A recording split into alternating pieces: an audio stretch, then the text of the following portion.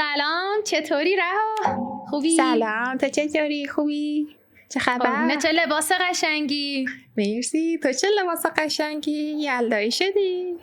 آره، من قرمز پوشیدم، رژ قرمزم زدم یلدایی. البته من چند ساعت قبل اما باید میدیدی یک اوضاع اسفناکی داشتم امروز از صبح. چی شده بود؟ طبق معمول ما از خواب که بیدار میشیم هر روز با اخبارهای عجیب و غریب و سورپرایزهای دولت ایران طرفیم. امروز دلار 131,000 تومان رو هم رد کرد و خب یکی دو روز پیش قیمت بنزین گرون شد. دیروز سوپرمارکت بودیم گفت لبنیات 40% گرون شده و همه این خبرها پشت سر هم. از اون طرف هم من صبح 2 جلسه کاری داشتم که جفتشون کنسل کردن و خب همه اینا باعث شد که یکم حالم امروز بد باشه. بعد دیگه رفتم یه دوش گرفتم، سعی کردم خودم رو جمع کنم که قراره با هم بشینیم ضبط کنیم حالم بهتر باشه. تو چی؟ درکت میکنم. تو امروز چجوری بود؟ من که الان ساعت حدوداً 11 من این امروز رو مرخصی گرفتم خونم. کلا امسال زیاد نتونستم من مرخصیام استفاده بکنم. ببخشید، نتونستم من مرخصیام استفاده کنم، موندش. به خاطر همین دارم من استفاده میکنم، چون مرخصی رو مثل من اولین بارم تو عمرم که کار ثابت دارم و مرخصی با حقوق دارم و اینا، نمیشه همش رو به سال بعدی منتقلش کرد. به خاطر همین باید استفاده بکنم ازش که حیف نشه، یعنی ابین نره. بعد از اون مرخصی‌ها دارم استفاده میکنم، ولی کلا روزهای آخر سال اینجا امروز 15 دسامبره و 10 روز دیگه کریسمسه. یه همه تو چون هول و ولای خرید کریسمسی هن که همه هدیه میدن به هم دیگه. به خاطر همین همه مغازه ها شلوغه، همه دکور کریسمسی دارن هدیه میفروشن، مردم هدیه میخرن، خیلی شلوغ پلوغه. ولی من امروز روزم خیلی اسلو شروع شد دیگه تا آماده بشم و بیام ستاپ بکنیم این دفعه. ولی من دفعه قبل که میکروفون ستاپ کردم این ور گذاشته بودم، دوربینم همین ور بود، اصلا کل مدت دهن من کاور بود. سر ادیت چقدر ما اذیت شدیم که حالا من بر اساس اینکه کجا فکم تکون میخوره اومدم ببینم که مثلا صدا از اینجا شروع شده، بعد حالا صدا رو مچ می‌کردیم، چون که ما صدا رو داریم با میکروفون ضبط می‌کنیم دیگه، با دستگاهی که دوربینه متفاوته. به خاطر همین این دغدغه واسه ما پیش اومد که حالا صدا رو با دهنم هم مچ بکنیم. حالا این دفعه من درسمو یاد گرفتم، میکروفون رو این طرف گذاشتم، بهتر شده. ولی من فکر میکنم ما یه 7-8-10 تایی ضبط کنیم، یعنی ستاپ کردن فضا دست میاد. لیوان منو ببین بابا، چقدر بارنمک بابا، خیلی تو ترندی، تو خیلی ترندی. من الان ترکیب کریسمس و یلدا هم با هم دیگه. نه من هیچ کدوم اونا رو ندارم. من تنها تم یلدا و کریسمسی که تونستم اجرا بکنم این تاپ تقریبا زرشکی طوره. آره دیگه، ما تو تم رنگی رو اجرا کردم. ما تو ایران مناسبت ها رو از شما جدی تر میگیریم. بله. میخوای اول شروع کنیم یه سلامی بکنیم بعد استارتشو بزنیم؟ چون من تا اینجا تو قورم میتونم برات کلی قور بزنم. داره چرا که نه، بزن بریم. سلام، من مهسام. سلام، منم رهام. به پادکست جدی میگی خوش اومدین. دو دختر یه میکروفون، کلی سوال دیگه چه قانون، اشرایه تا درد دنیا بیا گوش کن، چی شده دنیا جدی میگم. خب من یه سوال داشتم در مورد بنزین، این که الان اون نرخ مصوب سهمیه‌ای برای کارتای سوخت بود، اون همچنان همون 1500-ه؟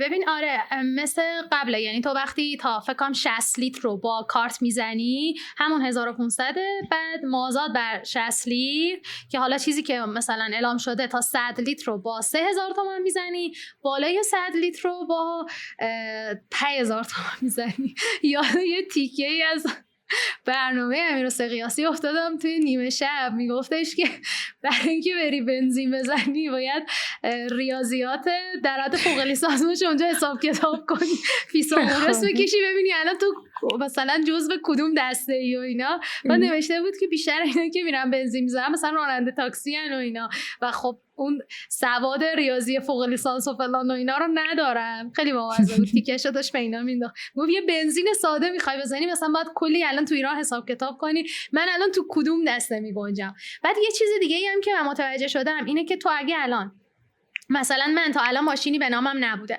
اگه الان بخوام ماشین بگیرم دیگه بهم کارت سوخت نمیدن، یعنی کلا باید با بنزین 5000 تومانی بزنم.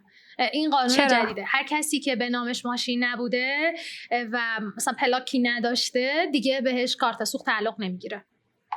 خب خیلی مسخره است واقعا. همه دیگه میرن رو 5000 تومانی. من اینو شنیده بودم که اگر تو بیشتر از یک ماشین به نامته فقط یک کارت سوخت به تعلق میگیره، ولی اینو نشنیده بودم که تو اگر ماشینی کلا نداری و ماشینی بخری به کارت سوخت دیگه تعلق نمیگیره. واقعا خیلی مسخره است. بعد ولی حالا این که پلیش کردن واسه کسایی که کم مصرفن باز معقوله.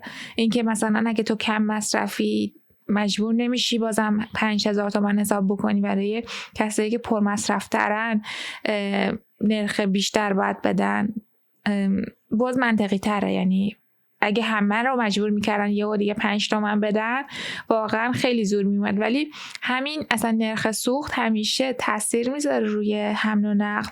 حمل و نقل هم که رابطه مستقیم داره با محصولاتی که ما میخریم، مثلا لبنیات، هر چیزی که توی مغازه هست، به خاطر اینکه یعنی جابجا میشه و سوخت لازمه براش، همه اینا مستقیم ربط داره روی این قیمت مواد غذایی. بعد تو تجربه داشتی به نظرت از دو روز پیش که این افزایش قیمت اعلام شد، افزایش قیمت مواد غذایی احساس کردی تا الان؟ دیروز سوپرمارکت بودیم، آقای گفت بهمون که مثلا لبنیات 40% گرون شد.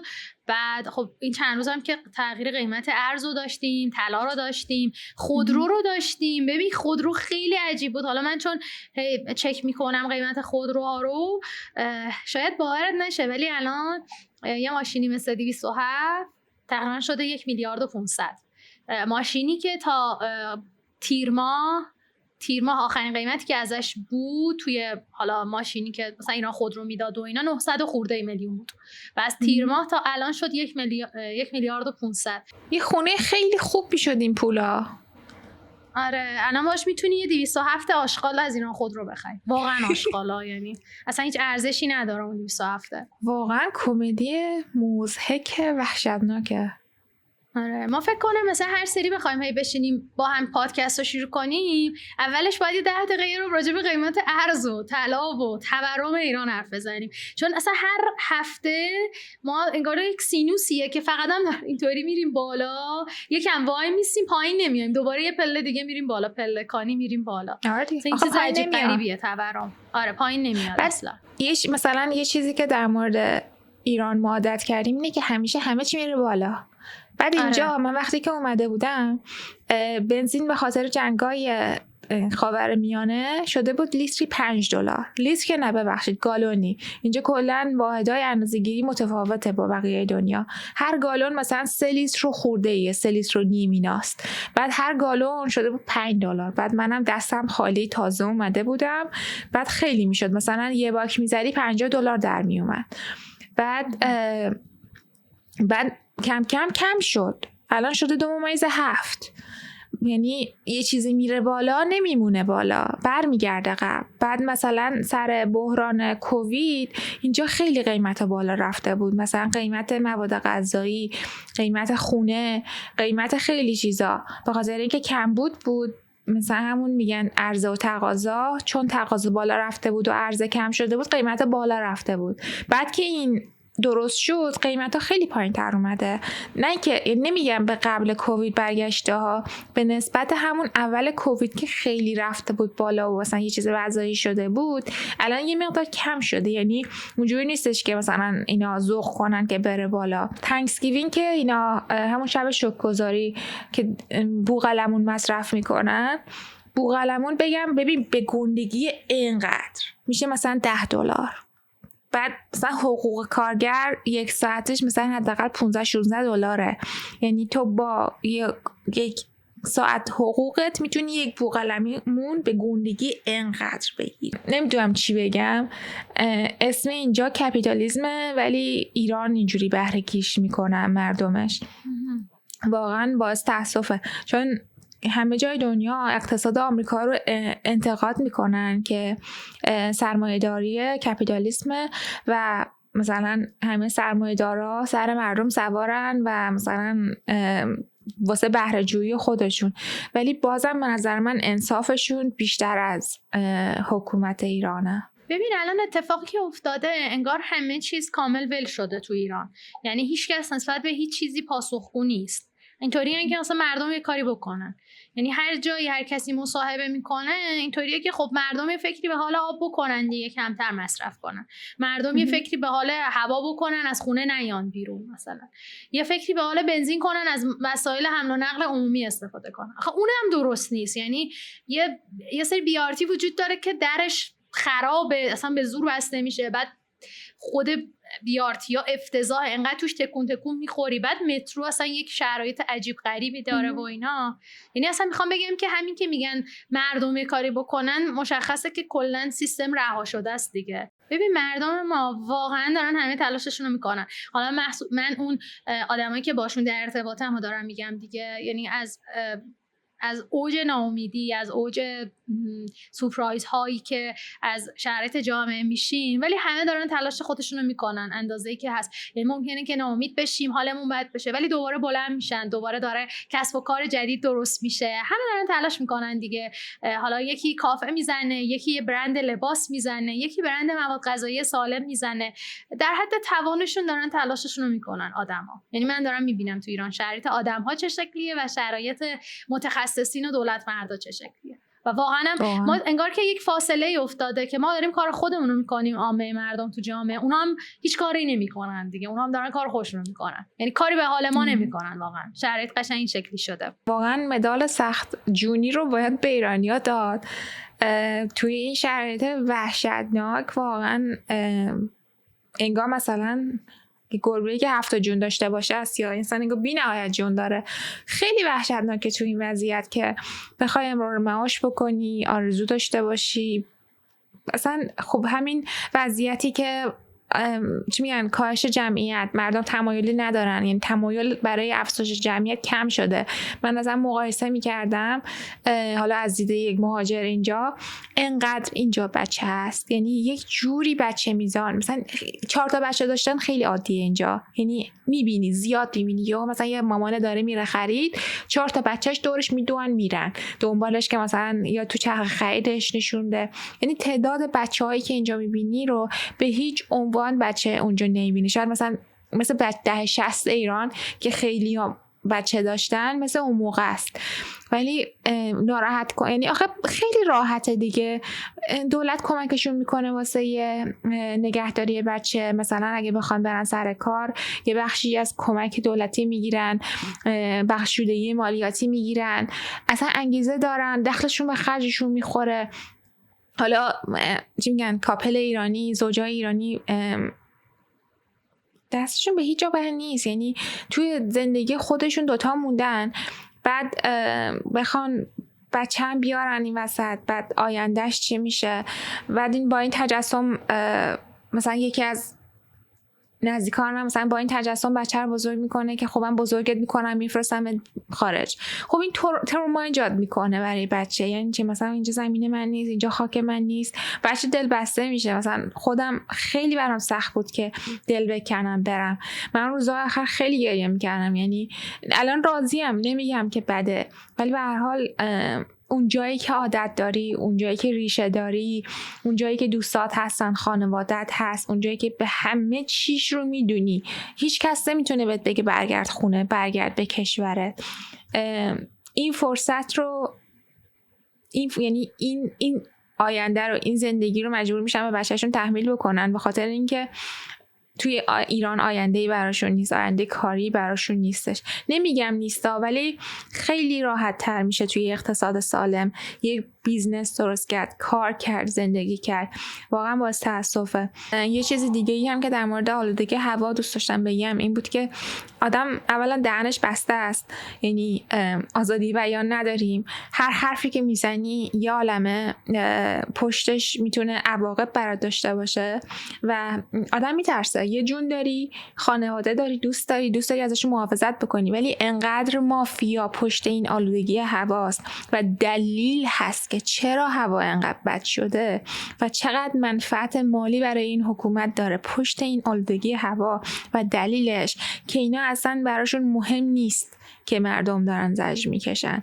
یعنی به سادگی میتونن این مشکل رو حداقل کم و قابل تحمل بکنن، ولی نمیخوان چون منفعت مالی براشون داره، چون اگه نکنن فلج میشن، نمیتونن ادامه بدن و واقعا واسه تاسفه دیگه. چی میتونم بگم؟ ببین آلودگی هوا که اصلا کلا سیستم هوا این شکلی شده که ما بعد از مثلا در ماه یکی دو بار که آسمون آبی میبینیم یا یه بادی میاد یه بارونی میاد همه ذوق زده ایم، مثلا زمان بچگیامون که برف میومدیم بیرون ذوق زده بودیم برف بازی کنیم.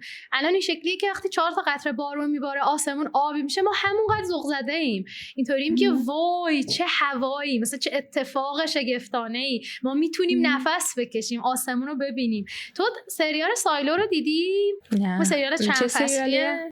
ببین سایلو قصه یه سری آدمن که دارن توی یه سری سیلوهای زندگی میکنن که طبقاتیه از بالا به پایین. خب سیستم هم اینطوریه که آدمایی که بالا زندگی میکنن اشراف زادن و یعنی پست و اینا دارن، آدمای پایینتر کارگرن و مثلا توی چی میگن بهش، مثلا توی زمین کشاورزیش کار میکنن و اینا. خب ماجرا هم از اینجا، قصه از اینجا شکل میگیره که میگن ایران اومده از بمب هسته‌ایش استفاده کرده، واقعا اینو میگه تو سریال، و دنیا رو نابود کرده.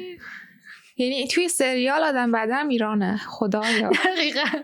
و اینطوری ان که ایران از این بمب هسته‌ای استفاده کرده و آدمایی ان که چی میگن کنترل هیجان و اینا ندارن و دنیا رو نابود کردن، همه استفاده کردن، مثلا که تو دنیا یه جنگی شده که ما دقیقاً نمیدونیم چی شده ها، یک بکی ازش میدونیم و حالا آدم ها مثلا توی 200 سال بعد دارن توی سیلوها زندگی میکنن. قصه اصلا اینطوری شکل میگیره، خیلی سریال جذابیه و تو سخت گوشی یه آدمو میبینی که توی یه دختری که توی اون سیلوها به فکر اینه که بیاد بیرون ببینه بیرون چه خبره، آیا واقعا این چیزی که میگن وجود داره یا نه. بعد سیلوش چیه؟ یعنی مثلا یه آپارتمان کامل، یعنی یک مجتمع کامل داخل اون سیلوها ساخته شده یا واقعا مثلا همین سیلوهاست که توش گندم نگه میدارن؟ ببین شبیه دقیقاً همین سیلوهاست که گندم نگه میدارن، فرمت و شکلش همین شکلیه، ولی توی هر طبقهش یک عالمه خونه وجود داره، ولی خونه ها همه این شکلیه که جوریه که تو بیرون رو نمیتونی ببینی هیچی، فقط یه سری پنجره ها رو به بیرون وجود داره. مثلا یه کافه دارن، حتی کافه رستوران، که تو از اونجا بیرونی که میبینی همه چیز مثل بیابون و تاریکه، چیز قهوه‌ایه. بیرون میگن هوا آلوده است، سمیه، بری بیرون میمیری، نمیتونی زنده بمونی و مجازات کسی که کار اشتباهی میکنه اینه میفرستنش بیرون که بره از بیرون اون پنجره رو تمیز کنه، آدما بهتر بیرون رو ببینن و اون آدم میمیره توی اون فضای هوای آلوده بیرون.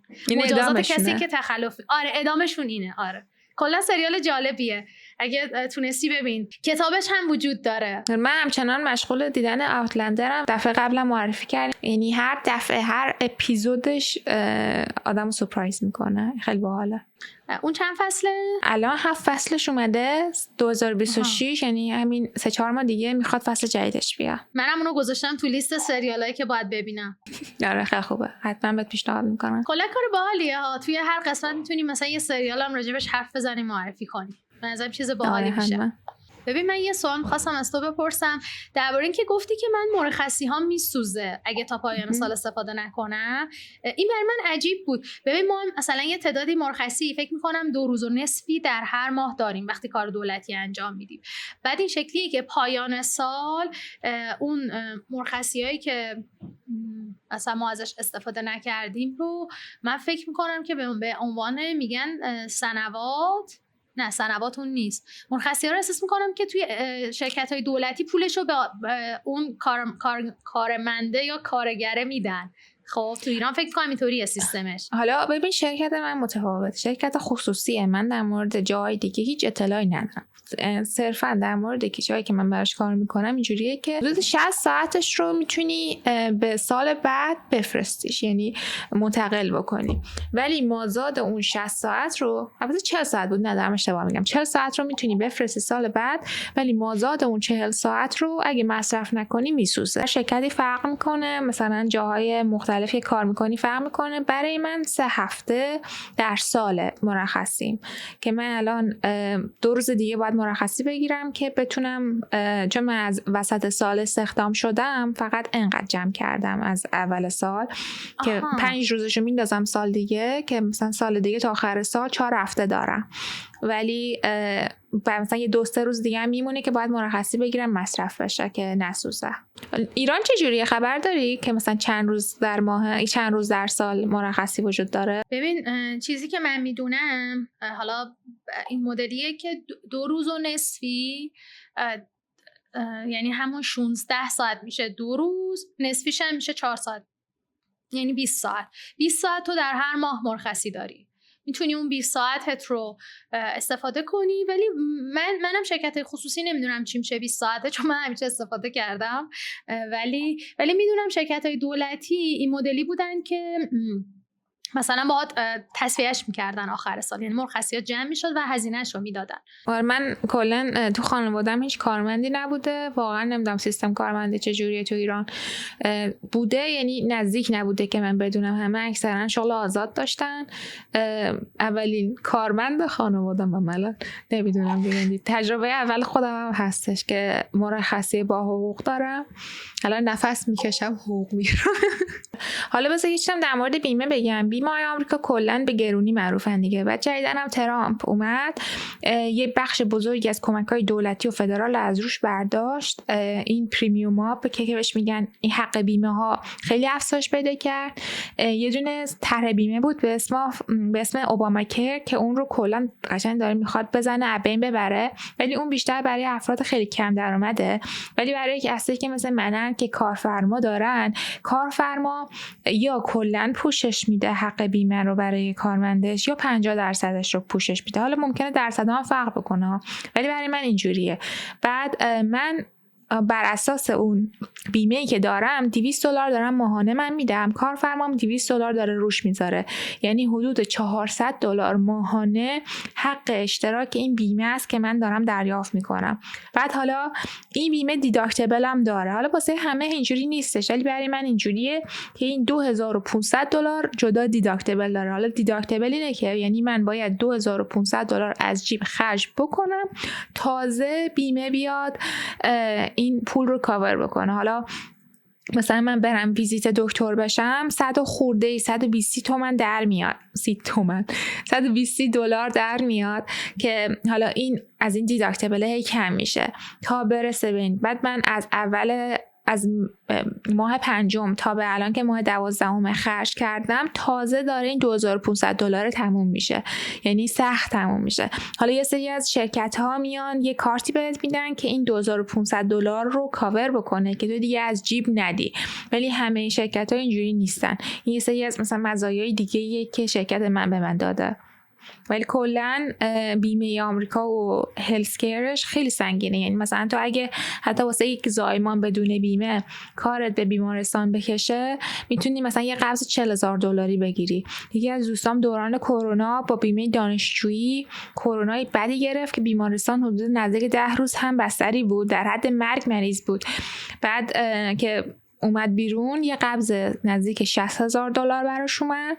و فکر کن دانشجویی تهش ماهی مثلا $3,000 میگیری یه قبض $60,000 بیاد، که این انقدر رفت اومد درخواست داد و اینا بخشودگی بهش دادن تازه شد $8,000. $8,000 هم واقعا سنگینه دیگه. ولی خیلی از بیمه ها مخصوصا بیمه های دانشجویی اینجا کلا برداریه. حالا کلا به نظرت بیمه کردن اونجا میارزه یا نه؟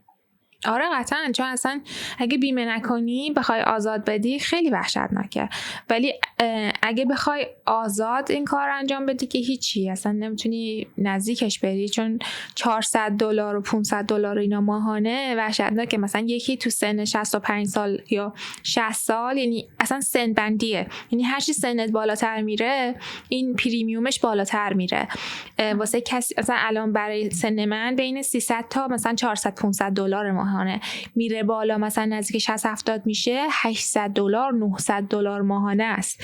یعنی یک رقمای سنگین، مثلا نزدیک 10-12 هزار دلار در میاد در سال فقط تازه حق بیمه. بعد دداکتیبل داره، هزار تا داستان خرج دیگه داره که یعنی یا باید کارفرما داشته باشی که کارفرمات پوششت بده، یا باید حقوقت از یک حدی پایین‌تر باشه که بتونی کمک‌های دولتی رو بگیری که اونم اگه ترامپ بذاره.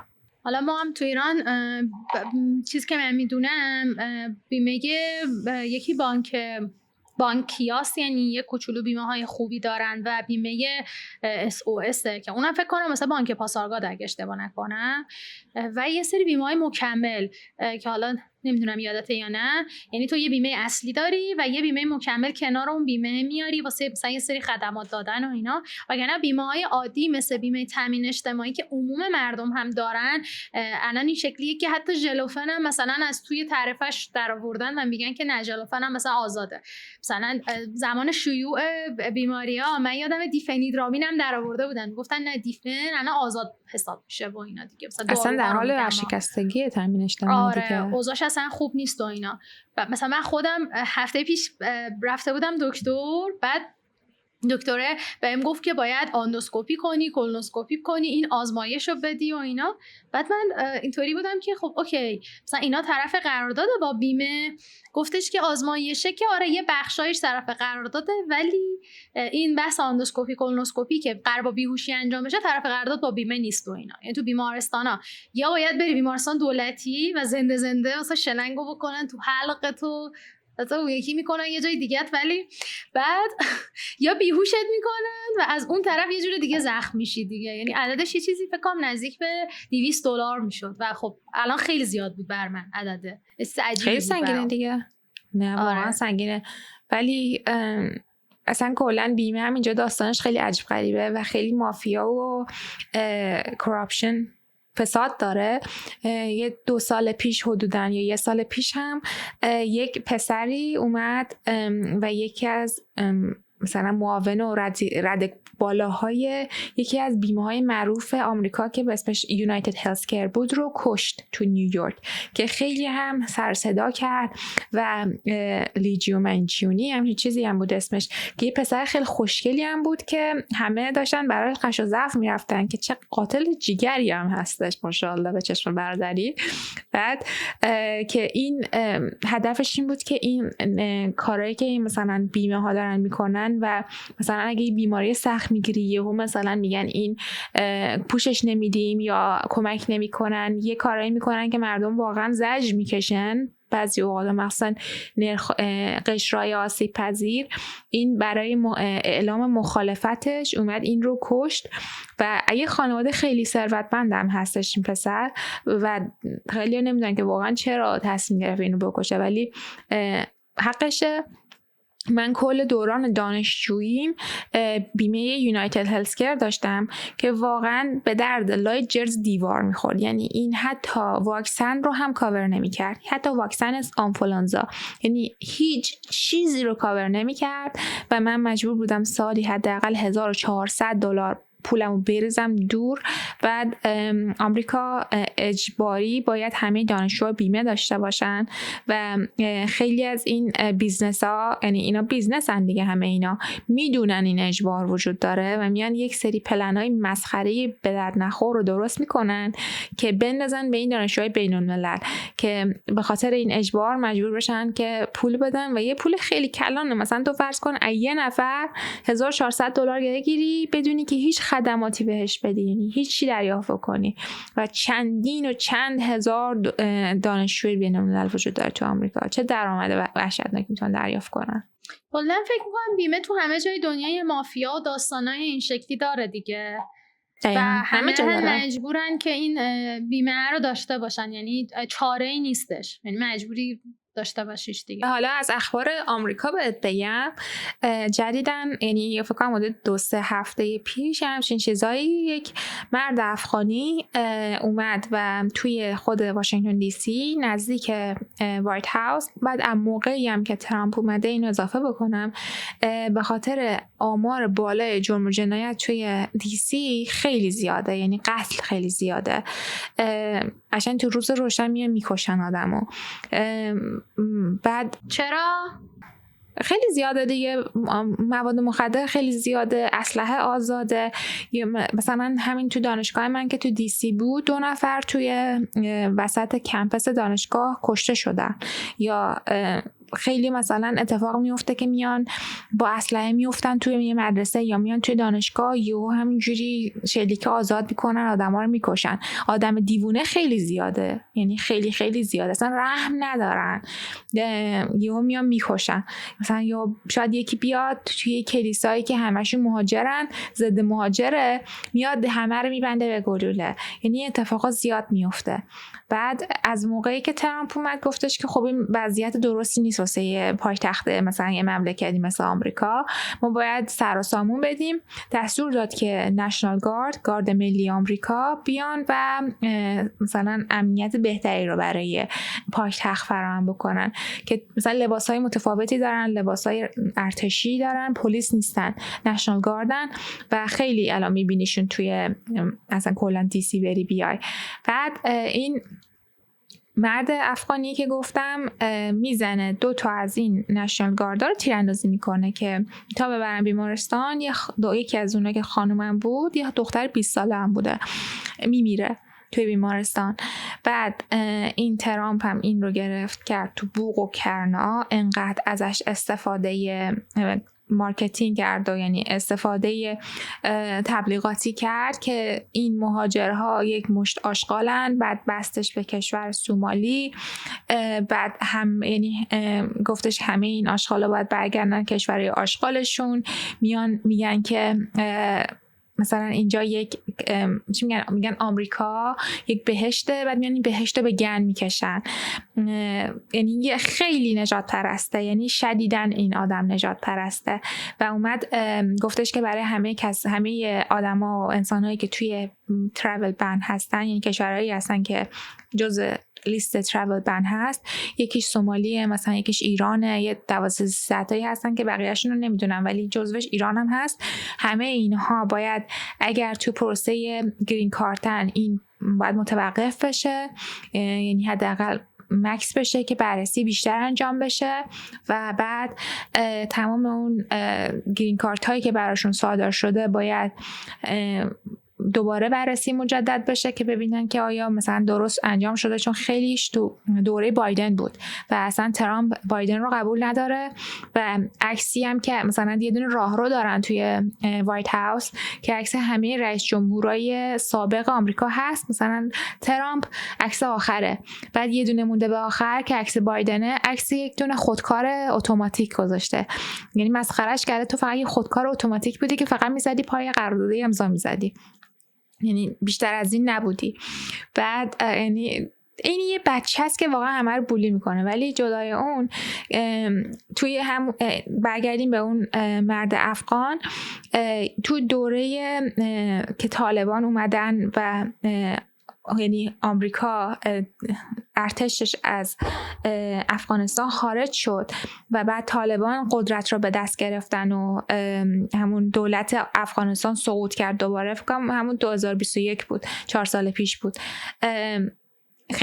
خیلی از افغان‌ها توی هواپیماهایی که به سمت آمریکا بودن فرار کردن، یعنی خیلی هاشون پناه گرفتن و با ارتش آمریکا اومدن آمریکا و خیلی هاشون هم با یه پروگرامی که ایجاد شد مخصوصا برای کسایی که با دولت آمریکا کار میکردن دوره‌ای که آمریکا اونجا فعال بود، تونستن بیان آمریکا و پناهندگی بگیرن. و الان ترامپ میگه که الان ما باید برگردیم اون پروگرام رو قطع کرد، همه اونها رو بررسی بکنیم، ببینیم کیان چیان، آیا سابقه کیفری داشتن، آیا برای آمریکا خوبن یا نه. یعنی چی مثلا همه اینا رو راه داده؟ مثلا اون افتضاحی که مثلا بایدن درست کرد و اون طوری که از افغانستان خارج شد که اصلا یه چیز افتضاحی بود. یعنی لحظه آخر رفتن تمام مثلا تجهیزات نظامی رو تخریب کردن که دست طالبان فقط نیفته. یعنی حتی انقدر وقت کافی نداشتن که برن اون تجهیزات رو، یا عالم هلیکوپتر بود یا عالم ماشین بود، حتی اونا رو وقت نکردن از اونجا خارج بکنن. یعنی همه چی رو فقط تخریب کردن که غیر قابل استفاده بشه. که مثلا یه سری آدم فیلم دیدم که مثلا یه هلیکوپتری مونده بود، طالبان رفتن سوار شدن، بلد نبودن پرواز کنن، بلندش کردن، همونجا خورد زمین. بعد یعنی یه چیزای مسخره‌ای هم پخش میشد. ولی دوباره این مرد افغان هم سابقه‌اش رو در آوردن، مشخص شده که این قبلا با آمریکا کار میکرده توی افغانستان، یه آدم نظامی بوده و سابقه کار با سازمان سیا داشته. و چجوری میتونه یه کسی که با سازمان سیا همکاری داشته و اینا انقدر موشکافانه همه چیو بررسی میکنن، الان بیاد وسط واشنگتن دی سی به قول آمریکایی out of nowhere بیاد بزنه دوتا از گاردای ملی رو بکشه و بعد بیاد ترامپ این بهره برداری سیاسی رو بکنه، تمام این یعنی کارهای مهاجرتی که داشته پیش میرفته واسه این آدما و ما و همه کسایی که تحت تاثیر قرار گرفتن رو متوقف بکنه.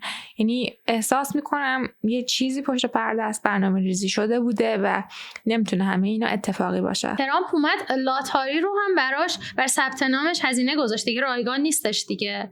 اصلا امسال برگزار نشد. آره امسال که برگزار نشد برداشت. ولی من چیزی که یادم خوندم خبرشو دیدم که این شکلی شده.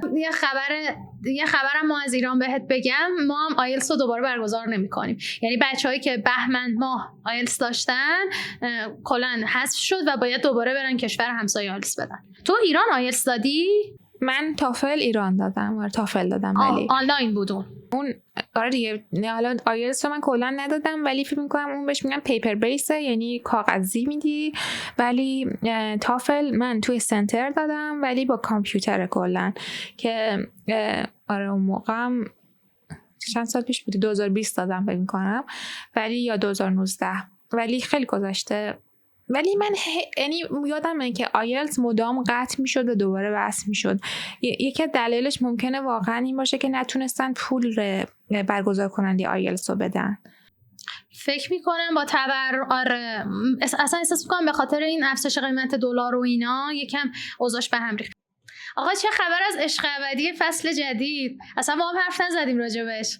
آره ببین من این فصل رو واقعا احساس میکنم که به خوبی فصل قبل نیست. یعنی آدماش خیلی آگاهن و میخوان هیت نخورن و خیلی مراعات میکنن.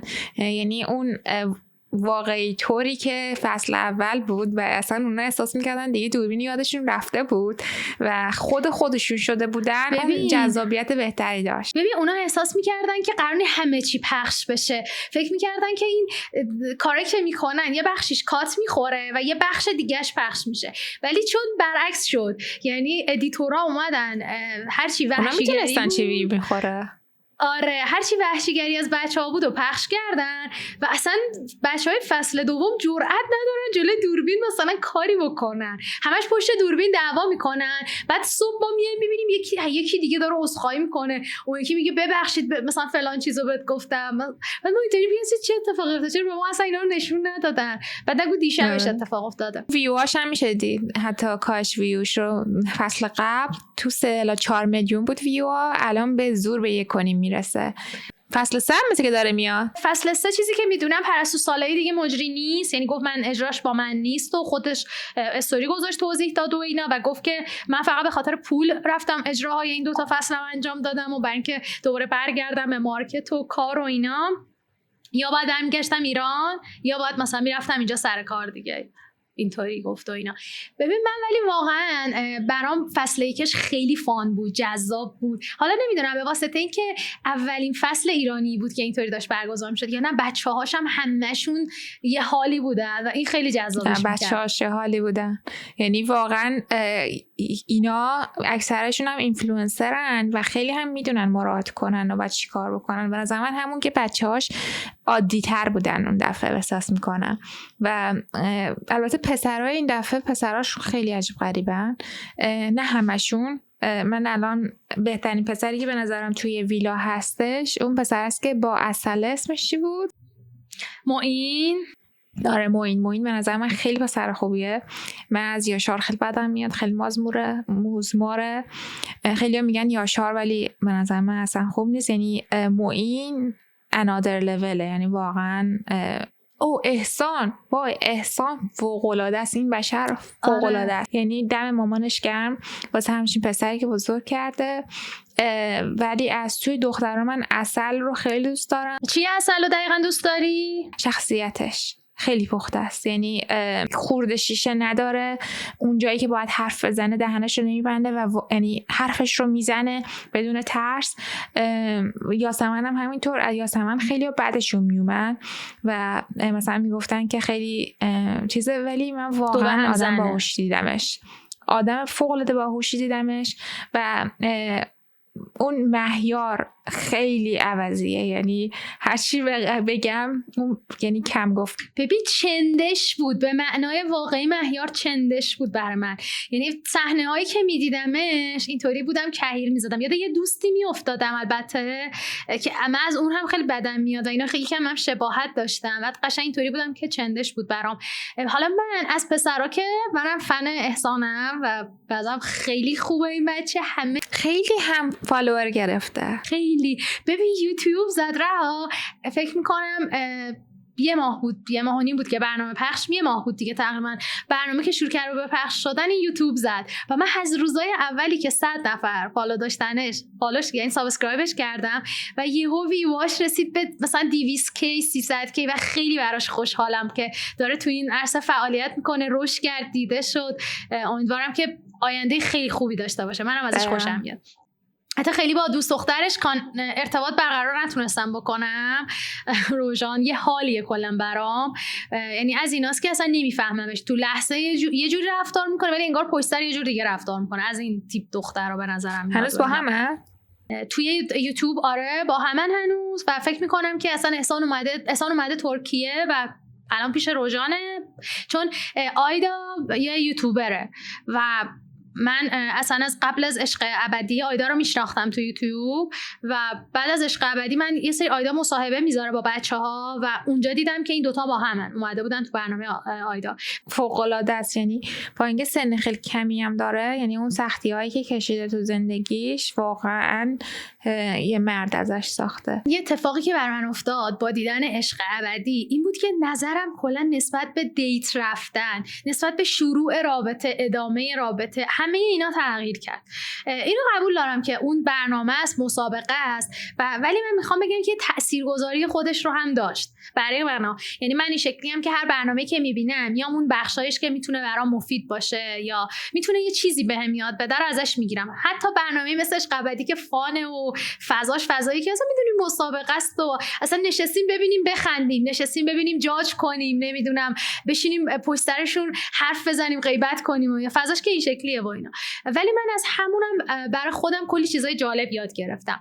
انگار که از اون فضای دور بودم. انگار وقتی عشق ابدی میدیدم دوباره برمیگشتم به دوران دانشجوییمون که تو فضاهای دست جمعی بودیم، اون با اون کانکت میشد، بعد میومد پشت سر این حرف میزد، بعد ارتباطاتشون خراب میشد، بعد طوری بودیم این مگه تا دیروز با این دوست نبود، چرا رفت با اون پسره دوست شد و اینا. انگار منو پرت کرد به 10 سال قبل و این خیلی برام جالب بود. اینکه یه حس جذابی تو برام داشت، حس اینکه مثلا دوباره من میتونم وارد این بشم که آقا روابط چه شکلیه الان بین نسل جدید. بچه‌ها همه 24 سال 23 سال بیشترشون تو این سنا بودن و اینش هم برای من خیلی جذاب بود از عشق ابدی. آره خیلی متفاوت بود. ولی به نظر من الان دیتینگ مارکت و کلا دیت کردن تو ایران خیلی تغییر کرده و همونم یعنی حتی ایرانی‌های خارج از کشورم خیلی مشابهن و اصلا اون فرهنگی که در 60 یا اوایل در 70 وجود داشت که مردا پرووایدر بودن و مثلا از زنها حمایت میکردن خیلی کم شده و یکی از دلایلش هم من احساس میکنم که بلایند دیت بود. یعنی مردا شوک شدن از اون دخترای در و دافی که میومدن تو بلایند دیت و هی مثلا میگفتن که مثلا ما پسر واسه پولش میخوایم یا مثلا واسه تیغ زدنه. یعنی خب دخترایی بودن که اهل مثلا تشکیل خانواده و زندگی که نبودن، دنبال همون هدیه گرفتن آیفونشون بودن، یعنی چیزا بودن و احساس میکنم اون خیلی تاثیر گذاشت، یعنی تاثیر بدم گذاشت و پسرها الان دلشون نمیخواد، مثلا احساس میکنن که دارن به دخترها کولی میدن اگه دارن خرجشون میکنن و یک سرویس اضافه ایه. بعد این قضیه دیت جنگلی هم یهو ترند شده، خیلی جالب بود برای منم، تو برای من فرستادی. میخوای بیشتر در موردش صحبت کنی؟ آره ببین، من یه شب دقیقاً بعد از عشق ابدی بود، من یه تایمای شبایی که مثلا عشق ابدی رو میبینم میرم یه سرم به توییتر میزنم، بعد فکر کن توییتر رو باز کردم دیدم داستان جنجالی دیت جنگلی، بعد فکر کردم مثلا اتفاقی افتاده، مثلا چی میگن تجاوزی اتفاق افتاده و اینا، برام جالب شد برم ببینم موضوعش چیه. رفتم دیدم که یه آقایی، حالا میتونیم اسکرین شاتش هم اینجا بذاریم ببینن، یه آقایی یه خانومی رو بار اول باش رفته دیت رستوران، پیشنهاد رستوران بهش داده، بعد هزینه رستوران آقا پرداخت کرده. دیت دومشون که بوده میگه که فلاسک چقدر با این فلاسک چای مردم شوخی کردن، ازش پرسیده که کجا بریم. آره و دختره گفته که دوباره تو مثلا پیشنهاد بده هر جا تو بگی. آره بعد اینم پیشنهاد داده که برن تو طبیعت و جنگل و اینا. بعد یه چیز جالبی که هی توییتر با شوخی میکردن این که آقا ما یه جای زندگی میکنیم دورمون جنگل نیست، الان ما دختره رو کجا ببریم بیت دوم. بعد این خیلی بار بود میگفت فلاسک چای رو خودم بردم، هر چی که قرار بود بخوریم و خودم برده بودم و اینا. بعد یه دونه نوشته بودن که منتظر بودیم مثلا دختره 2 تا فنجون فلاسک چای بردار با خودش بیاره جنگل مثلا میشه تو اینا. بعد اون تموم شده بود و پسره اینطوری بود که مثلا آره این هیچی با خودش نیاورده مثلا تو دیت و اینا. بعد دیت سومشون که میشه دوباره دختره میگه که هر جا تو بگی و اینا، پسره این مدلی صحبت کرده بود که دیگه مثلا این آدم بکنی بوده و من دیگه بلاکش کردم و اینا و نظر بقیه چیه. و خب همه تقریبا علیه این سیستم بودن دیگه، همه این مدلی بودن که آقا مثلا چی میگی اصلا سلطان و شکست نشی.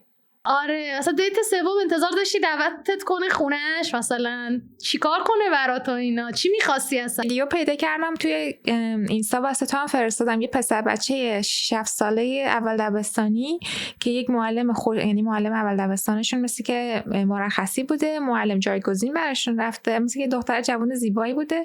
بعد این پسر بچه یه تنها منبعی که دیده یه چوب شوروده، با همون چوب شور رفته به معلم مثلا گفته چقدر خوشگلی، مثلا بیا با من دوست شو، از حالا معلم اول دبستانش خواستگاری کرده. بعد مردم زیرش نوشته بودن ببین اون بچه هم میدونه دست خالی نمیشه رفت، یعنی تو نمیدونی این بچه میدونه. یعنی جزء طبیعت احساس میکنم نره که یه چیزی برای ماده میبره. مثلا تو حتی تو پرنده ها میبینی که میخوان مثلا جفتگیری بکنن، یه چیزی تو دهنشونه میبرن میدن به ماده، بعد مثلا ماده دلش میره یا هر چیزی. یا حتی مثلا گربه ها میان هدیه میارن، یعنی میرن شکار میکنن میارن، یعنی نقش پرووایدر رو دارن، یعنی جزوی از غریزه نرها یا ماده ها نقش مثلا میگن نگهداری، شاید مدیریت خونه یا هر چیزی دارن، ولی این نقش پرووایدر بودن از همیشه بوده برای مردا. حالا قبول دارم که قیمت ها خیلی وحشتناک شده، این اقتصاد وحشتناک هم تاثیر خیلی منفی گذاشته، ولی این که مثلا میگن دنگ خودتو بده، مگه رفیقته؟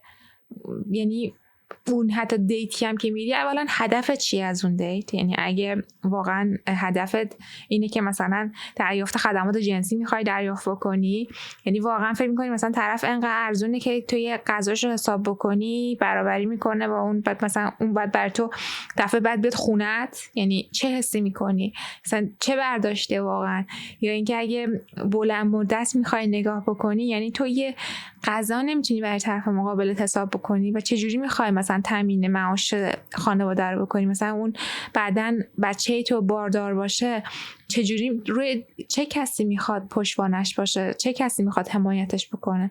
یعنی واقعا من درکم نمیشه این طرز فکر. ببین الان تو ایران چند تا دسته شده. یه سری دخترها اینطورین که خب ما خیلی مستقلیم، همه هزینه هامون با خودمونه، اگه قراره با هم بریم بیرون 50 من 50 تو همه چیز، مثلا 50-50 با هم بریم جلو. دخترها اینو میگن؟ آره دخترها اینو میگن. یه دی پسرا هم اینطورین که ببین الان حتی بچهای دهه 70 هم مثلا 76 77 یا با اینا، اونا هم این شکلی ان که ببین مثلا من همه دورامو زدم و فلان و اینا، الان میدونم که همین چیزی که تو میگی این اتفاقی که افتاده که تو نمیتونی هم من بکنی، من خیلی تجربه دارم و فلانم و اینا. مثلا رفتیم بیرون، اگه یه بار من حساب کردم یه بارم تو باید حساب کنی، اگه من هزینه اینو دارم میدم تو باید هزینه این یکی رو بدی. این شکلی شده سیستم و اینا.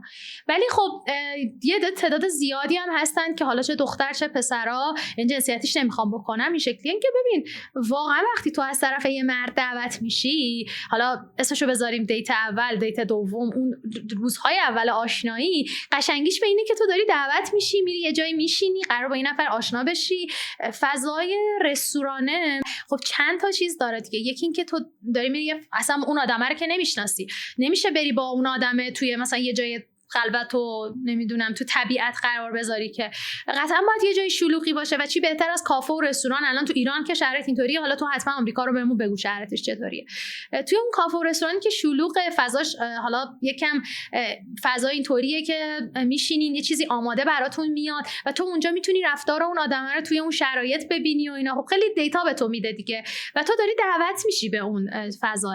ببین الان مثلا برای خود من این شکلیه که من دوست دارم که دعوت بشم یه تایمایی در ماه، حتی سمت مثلا همسرم دعوت بشم که بریم ما هم رستوران، و این به من حس خوشایندی میده. خب ولی خب خیلی وقتا هم هستش که من اونو دعوت میکنم، یعنی این شکلیه که من دلم فلان چیزو میخواد، مثلا دلم پاستا میخواد، میگم رضا بریم امشب فلانجا پاستا بخوریم، و اون این حالتیه که من دارم دعوتش میکنم و من با یه استقلالی من حسابش میکنم. ولی اینکه بیایم همه چی رو هی 50-50 کنیم، برای خود من اصلا حس خوشایندی نیستش.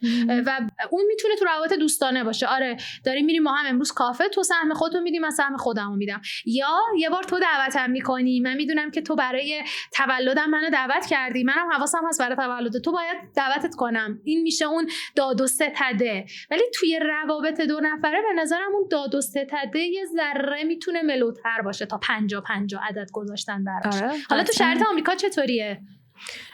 ببین حالا توی ملیت‌های، چون اینجا می‌بینی کشور هزار و چند ملیت دیگه، یعنی هر فرهنگی هم فرهنگ خودش رو داره. ولی قبلا مثلا 50 سال پیش زنها اصلا کار نمی کردن، اکثرا خونه بودن و مردها فراهم می کردن، یعنی اصلا همیشه مرد پرداخت می کرده. الان هم خیلی ها هستن که بهش میگن استی ات هوم مام، یعنی خونه میمونن و بچه ها رو بزرگ میکنن و خیلی شوهر همچنان خرجشون رو میده، یعنی این همچنان وجود داره. برای دیت هم فرهنگ اینه که دیت اول رو حداقل برای زوجایی که مرد و زنن مرد پرداخت میکنه دیت اول رو حداقل.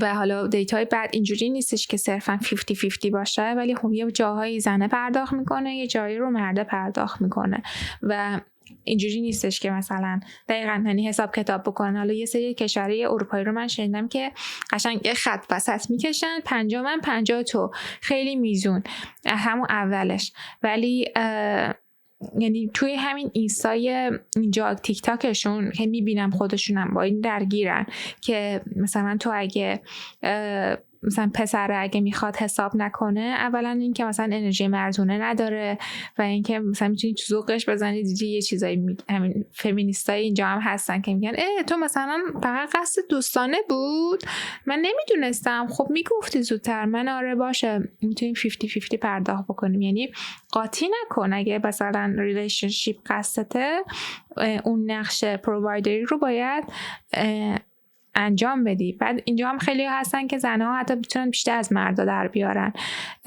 یعنی شغل بهتری داشته باشن، استیبل تر باشن و درآمد بیشتری داشته باشن.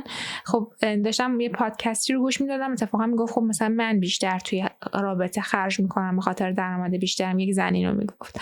ولی توی جامعه ایرانی آمریکا یه مقدار دقیقا همون چند دستگی وجود داره. یک سری هاشون هستن که خب اکثر کسایی که اینجا هم هستن شغل و درآمد خیلی خوبی هم دارن و مردای یعنی فرهنگ مرد ایرانی رو بیشتر دارن و یعنی فراهم میکنن، یعنی پرداخت میکنن و اصلا بهشون برمیخوره، مثلا قدیمتر که تو دستتو جیبت بکنی، مثل بابام. آره. ولی یه سری خوب هستن که نسل جدیدترن و انتظار دارن که تو مساوی باهاشون وارد زندگی بشی و عملا یک همخونه‌ای براشون بشی که بتونن نصف خرج خونه رو بندازن دوشت که راحت تر زندگی بکنن، بتونن لایف استایل بهتری داشته باشن. که من شخصا طرفدار این سبکی نیستم. خودم دوست دارم که تو خونه خرج بکنم، یعنی همراهی بکنم، ولی به این که از من انتظار داشته باشه طرف مقابلم رو نمیپسندم و دوست دارم به دل خودم خرج بکنم. این نیستش که پول من برای منه، پول تو برای منه. من خرج میکنم ولی به دل خودم، این که اجبار باشه رو دوست ندارم. بعد توی دیتینگ مارکت ایرانی یه سری اپ هست که مردم استفاده میکنن، یه اپ ایرانی به اسم شیطون که فقط توش ایرانی‌ها هستن، ایرانی‌ها یا فارسی زبونا، چون مثلا افغان هم توش دیدم، ولی کلا ایرانی‌ها اون تو خیلی با هم دیگه کانکت میشن و جای دیگه هم که کانکت میشن این ایونتاییه که مثلا برگزار میکنن یا هم رو تو مهمونی‌ها میبینن، ولی اکثرشون تو همون دیتینگ اپن. بعد بری داخلشون، اون آدمایی که مثلا یه سال پیش دیدی همونو همچنان اون تو هستن، یعنی قشنگ مارکت تغییر نمیکنه، یک سری تحمونده داره، آدم جدید اضافه میشه ولی احساس میکنم هیچ که خارج نمیشه از این مارکت. و خیلی یعنی مخصوصا وقتی که سنت میره بالای 30 و خورده‌ای هم میشی، شانست برای پیدا کردن آدم سالم و کسی که مثلا به روحیاتت بخوره خیلی کم میشه و افراد قبل همدیگه رو پیدا کردن، همون چیزی که میگن هر کی داشته از قبل داشته، خوباشو بردن، همون اتفاق افتاده. و واقعا یه سری مثلا خاطرهای بعدی من شنیدم از دوستام که مثلا خیلی هاشون همون مثلا واقعا برای رفع نیاز جنسی بوده، رفتن شام، بعد مثلا ته شام گفته خب حالا بریم خونه. بعد یعنی این انتظار رو داره که این اصلا دیفالت پسرای فکر کنم ایرانی خارج از کشوره. من اینو خیلی شنیدم که قرار دیت اوله که میذارن، ته دیت اول میگن خب مثلا شب بریم خونه یا مثلا بریم خونه شما. یک جور بدی هم پیله میکنن، یعنی تحت فشار میذارن آدم رو. یه چیز عجیب غریب دیگه هم که شنیده بودم از یه چیز بود که مثلا طرف میشه که من غذای مامانم قرمه سبزی پخته توی یخچاله، بریم خونه. یعنی دیگه این اسطوره من بود اون پسر، یعنی نیومده مثلا بگه خب بریم مثلا یه درینکی بزنیم، یه چایی بعد بسازم، غذای مونده قرمه سبزی مامانم توی یخچال بریم همونو بخوریم. شبیه بچه‌ها بود که دایش هست مامانم تعریف می‌کرد تو مدرسه، میگفت مثلا مشقشو نمینوشت، بعد میومد دهه 50 البته مامان من تعریف می‌کرد، میگفتش که میومد مدرسه میگفت گوسفندمون خورده. بعد خب با تو شهر زندگی می‌کردیم گوسفندی وجود نداشت تو خونه‌هامون، اینم شبیه همینه دروغش. مامانم یه قرمه سبزی پخته بریم خونه‌مون ببین ترشه حسابی یا نه هنوز جا نیفتاده. بعد یک اتفاق مثلا از این چیزا زیاد هست دیگه. من یه با یه آقای آشنا شده بودم که بهش گفتم که مثلا آشنا شدیم، داشتیم چت میکردیم، بعد گفتش که خب مثلا ما بیا همدیگه رو ببینیم. بعد منم گفتم اوکی. گفتم که خب کجا همون ببینیم. گفتش که مثلا این رستوران مثلا غذای خوبی داره، میتونیم بریم اینجا. بعد نگو که این رستوران نزدیک خونه خودش بوده. بعد شب تعطیلاتم بود و اکثر جاها بسته بودن. فقط مثلا این رستوران هم تا مثلا یه ساعت مشخص مثلا 9-10 باز بود و من نمیدونستم اولش که این نزدیک خونه خودشه. اون جایی هم که گفته بود جای خوبی بود، یعنی مکان خوبی بود. من گفتم که اوکی بریم. بعد من رفتم و مثلا من رسیدم شاید 7 بود. بعد ما سفارش دادیم، یه پیتزایی بود، داشتیم دور هم میخوردیم و این آدم سکوت محض بود، سکوت محض، فقط غذاشو میخورد. مثلا یه سوالی هم میپرسیدم جواب نمیداد. بعد یا خیلی عجیب غریب بود، یا حرفم میزد مثلا در مورد این که آمریکا به درد نمیخوره، ما باید بریم، اینجا اصلا خوب نیست، مثلا داره به قهقرا میره همه چی، اینجوری بود، توی مایندست بود. بعد ببین 45 دقیقه گذشت، شاید 40 دقیقه ماکسیموم 45. گفت خب بریم. غذا رو حساب کرد، ما پا شدیم رفتیم. گفتم خب داریم کجا میریم؟ گفت داریم میریم خونم.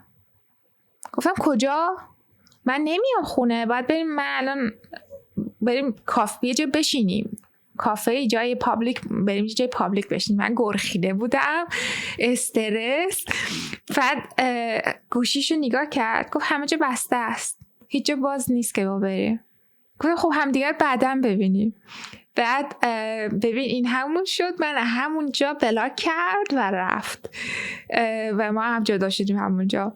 یعنی این دیت 45 دقیقه‌ای قشنگ سردار دیت های منه. این تجربه ترسناکیه، خیلی ترسناک بود، خیلی ترسناک بود. تو حالا بود. ندیدیش، نمیشناسیش، بعد خودش پلن چیده تو ذهنش، اصلا از تو نپرسیده از قبلش که اوکی برنامه چیه بعد از رستوران، مثلا اوکی بریم خونه، اوکی چیکار کنیم و اینا. خودش پلن چیه برای تویی که آمریکا زندگی میکنی ها، پارتنر ایرانی یا خارجی؟ ببین هر کدومش واقعا خوبی و بدی خودش رو داره و اون خب ایرانی تو فرهنگش رو میدونی، بعد هر چی مثلا یعنی با یه گذشته مشترکی با هم دارین و یه بدی که داره اینه که پر از ترومان اکثرا، یعنی همونطوری که ما خیلی آسیب دیدیم و تروما داریم، اونا هم به همین شکل تروما دارن و من نمیخوام جمع ببندم ولی خیلی ها رو دیدم که آسیب دیده بودن و اصلا یه مشکلی بود، یعنی یه چیزی بود که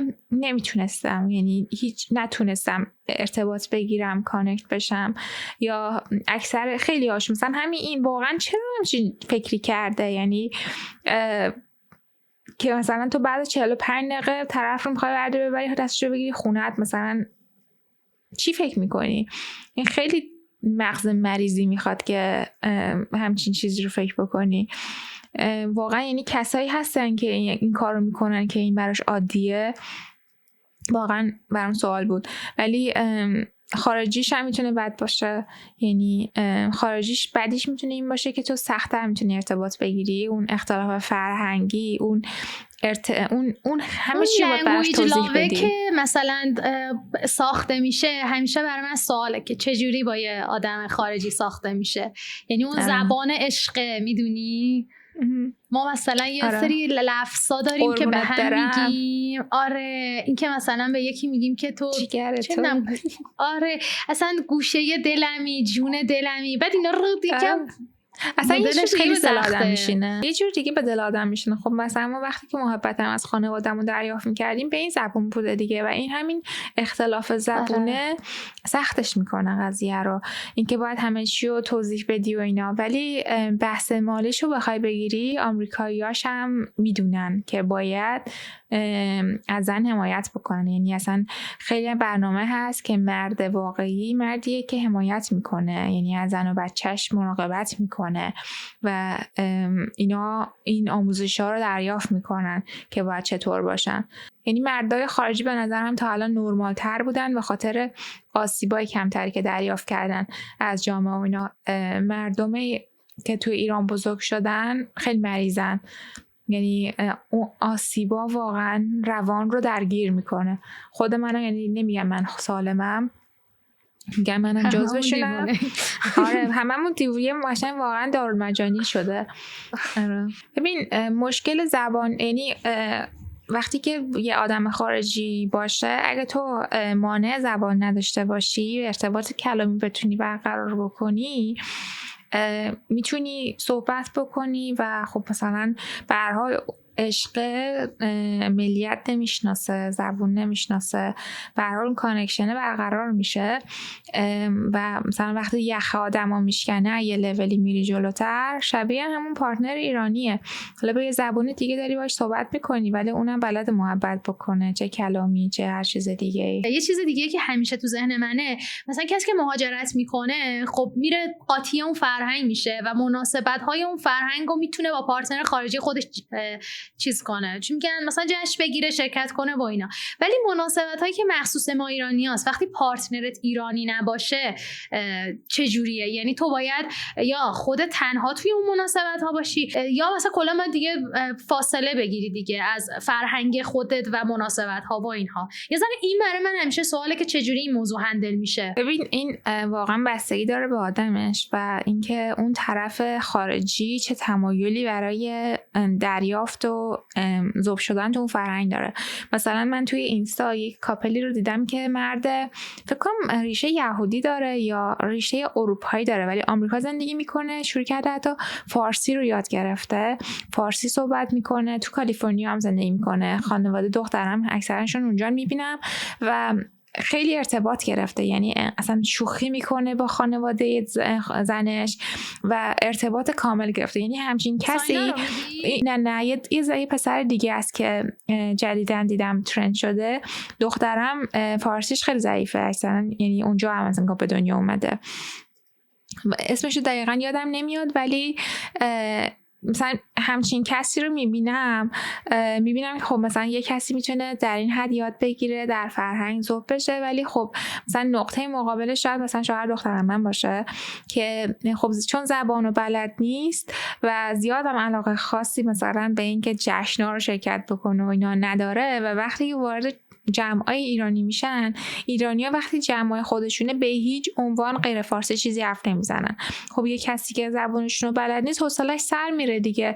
تو بخوای ساعت‌ها برداری دست پارتنرتو بگیری ببری و این بنده خدا هم اذیت میشه و خب تو تنها بری، این تنها میمونه. یعنی یه چیزیه که کم کم مجبور میشی که جمعای ایرانی رو کنار بذاری یا یعنی کمتر این جشن‌ها رو بری. اگه میری مثلا فقط خانواده‌ت دعوت کنی، یه چیزی کوچیک خونت باشه و این سختیاش رو داره. مثلا بچه‌ها هم که خانواده خارجی دارن، یعنی مثلا خانواده‌شون مثلا ایرانی خارجیان، عموما کمتر تمایل دارن که مثلا زبان دوم خانواده یاد بگیرن، زبان محیط رو میرن بیشتر یاد میگیرن و کم کم از فرهنگ اگه تلاش نکنی فاصله میگیرن و این دیگه زحمت خودته، تلاش خودته که بتونی یادشون بدی و براشون اون فرهنگ رو بهشون معرفی بکنی، حالا چه یلدا باشه، عید نوروز باشه. به نظرم این خیلی سخته که تو مثلا حالا یا مادر باشی یا پدر باشی، فرق نداره، یه سمت باشی و تو هی باید تلاش کنی که اون پیش زمینه خودتو، اون فرهنگ و از اون مناسبت‌های از جایی که اومدی از دوران کودکی هی به بچت مثلا یاد بدی. حالا مثلا ما تو این اینستاگرام یه سری بچه‌ای که مهاجرت کردن از ایران و خب بچه کوچیک دارن رو می‌بینیم، ولی عموما این شکلی ان که زوج ایرانی ان ولی و توی فرهنگ خارجی ان، برای همین میتونن توی اون فضای خونهشون فرهنگ ایران رو باز چی میگن داشته باشنش. مثلا شب یلدا الان میان یه سری دسر و شیرینی. امروز من اتفاقا یه پستی دیدم از لیلا، همونی که 3 بچه داره، داشت با بچه‌ها شیرینی شب یلدا میپخت و یکی از پسراش این جمله رو گفتش که ما خیلی لاکیم که یعنی خوشبختیم که ایرانی هستیم یعنی این تیکش انگلیسی گفت بقیش فارسی گفت که ایرانی هستیم، مثلا این مناسبت رو داریم. شرکت مثلا میاد مثلا هفته اینکلوژن ویک میذاره که مثلا همه فرهنگای خودشون میان یه چیزی بذارن، مثلا میتونم مثلا برم شرکت تفسین بذارم، یه همچین چیزی امکان وجود داره که هر کسی از فرهنگ خودش بره توی شرکت به اشتراک بذاره و توضیح بده به بقیه هم. حتی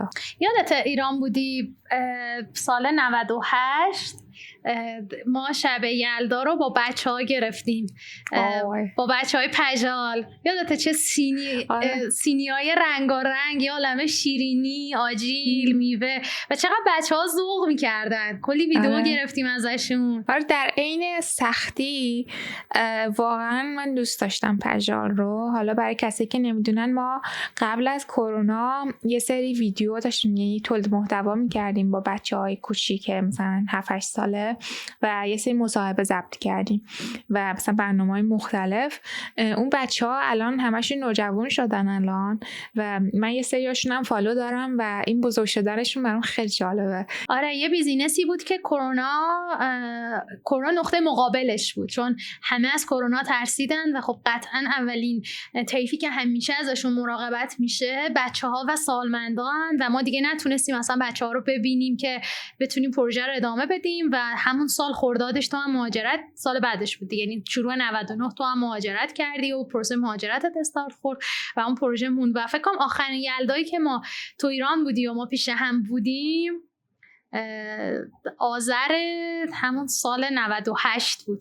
خیلی خاطرهای باحالی من ازش دارم، جالبی دارم ازش، این که خود بچه‌ها چقدر ذوق داشتن، مثلا که اون جشنه رو کنار ما داشتن میگن بهشون خیلی خوش گذشته بود. خیلی ببین الان یلدا مثلا برای خود من این شکلیه که یعنی من دیدم یه ذره نسبت به چند سال قبل نسبت بهش عوض شده، یعنی اون چیدن میزهای رنگارنگ و سفره‌های رنگارنگ و اینها الان واقعا دیگه اولویتم نیست. یعنی اینکه اون شب من بتونم کنار یه سری آدم باشم که کنارشون لبخند رو لبم باشه، حال دلم خوب باشه، بتونم باشون معاشرت بکنم، همین برام کافیه. حالا چیزی هم که رو میز باشه مهم نیستش که مثلا یکم انار میوه است یا نه یه ظرف پر آژیله، بس به اون سال و اتفاقاتش. یعنی الان اون ماهیت اتفاقه برای من توی 31 سالگی مهمتر شده. ولی یادم اگه آدم مثلا 2 سال پیش بودم این موضوع بسیار برام مهم بودش که نه اگه قراره کسی خونه ما بیاد من باید بتونم یه میز براش بچینم، مثلا آجیل داشته باشیم، شیرینی فلان و اینا. ولی الان نگاهم بهش کلا تغییر کرده. توی تقریبا میتونم بگم همه مناسبت ها، یعنی امسال حتی تولدم همینطوری بود برام که اصلا دوست نداشتم جشن بگیریم، تعداد آدم زیاد بیاد و حالا مثلا من بخوام میزبان این شکلی باشم و برام این ذره عجیبه آدمایی که مثلا همسن سال خودمن و مهمونیای بزرگ میگیرن. یه ذره من از اون فضای دور شده ذهنم و اصلا برام جذاب نیستش دیگه. آره میفهمم، منم این شکلی هم احساس میکنم بحران 30 سالگیه. نه ولی آدم وقتی که یه سنش یه جایی واقعا میگذره خیلی تغییر میکنه و دنبال آرامش بیشتر. آره اون امنیتی که من با یه سری آدمی که حالا آدم جدید بیاد توی مهمونیه اوکی، اما ولی اون امنیتی که من بتونم بشینم با یه سری آدم گفتگو کنم، بخندیم، ما هم یه فیلم ببینیم، مثلا راجع به اون شب از خاطراتمون تعریف کنیم، برام جذاب‌تره تا چیزای لاکچری و رنگارنگ و اینا. الان دیگه برام جذاب نیستش. یلدا برنامه چیه؟ ببین امسال یلدا افتاده تقریبا اوایل هفته برای ما و خب فکر کنم بیشتر خانواده‌ها دور همی‌ها و اینا اون پنجشنبه جمعه همین هفته باشه، یعنی آخر همین هفته که حالا ما هم احتمال زیاد خونه مام باباها میریم و یکم با اونا معاشرت میکنیم و شاید هم یه قرار با دوستامون روز جمعه داشته باشیم برای اینکه دور هم جمع شیم. و من دوست دارم که خودمون حالا شب یلدا که میشه روز یک شنبه با رضا خونه باشیم و یه فیلم ببینیم ما هم. حالا حتما تو اینستاگرام میذارم اگه یه فیلمی انتخاب شد و دیدیم و یه میز کوچیک 2 نفره با هم دیگه داشته باشیم. یعنی الان انتخابم واسه اون شب اینه، حالا نمیدونم چی پیش بیاد دقیقا. پلن خوبیه، امیدوارم بهتون کلی هم خوش بگذره. اینکه اینجا هم کلی مسئولای زمستونی و پاییزه خیلی مشابه ایرانه دیگه، که مثل لبو و انار و این چیزا اینا هم هست. اینجا مغازهای ایرانی هم یلدایی آوردن، میشه رفت گرفت. ما هم میتونیم مثلا یلدایی مختصری درست بکنیم و در کنار خانواده خدا استوری بذار بگذرونیم. باشه حتما. خب موافقی دیگه کم کم خداحافظی کنیم. آره دیگه، آخر این پادکست هم رسیدیم. از شنونده ها و بیننده های عزیز تشکر میکنم از طرف خودم و بحثا که ما رو تحمل کردین، ما رو دیدین. اگه به اینجای ویدیو رسیدین دمتون واقعا خیلی گرم. فالو و سابسکرایب لطفا اگر محبت بکنین یادتون نره و امیدوارم که تا دفعه بعد که برمیگردیم و مهمون خوباتون میشیم با یعنی خوش بگذره بهتون، در امنیت باشین و خدا نگهدارتون باشه. خداحافظ.